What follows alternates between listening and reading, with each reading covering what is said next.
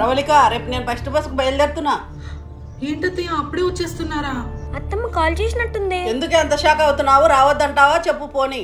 అది కాదు అత్తయ్య, మీరు పెద్దవారు కదా, అన్నిట్లోనూ ఉంటే వాళ్ళకి హెల్ప్ అవుతుందని.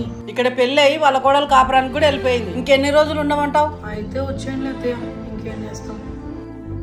ఇంత త్వరగా వచ్చేయాలా? ఇంకొన్ని రోజులు ఉండి వస్తే ప్రశాంతంగా ఉంటాంగా. అమ్మో, అత్తమ్మ వచ్చేస్తున్నారు. మన టాలెంట్ చూపించి అత్తయ్య దగ్గర మార్క్స్ కొట్టేయాలి. కార్తీక మాసం కదా, దీపాలు ముక్కేద్దాం. ఈ ముగ్గుకు కలర్స్ నింపితే చాలా బాగుంటది. ఇంకా నెక్స్ట్ వెళ్ళి టీ చేద్దాం. బ్యాగ్ ఇవ్వండి అత్తయ్య. బాగున్నారా అత్తయ్య? బాగున్నమ్మా. బయట ముగ్గు ఊరేశారు. నేనే అత్తమ్మా. ఇదిగో మీరు వస్తున్నారని టీ కూడా రెడీ చేశా. ఆహా, నా చిన్న కోడలు లైన్ లోకి వస్తున్నట్టుంది. వీళ్ళతో వేరే కాపురం పెట్టించే టైం వచ్చేలాగే ఉంది. ఉండండి, తెస్తాను. తాగి ఫ్రెష్ అప్ అయిపోదురు.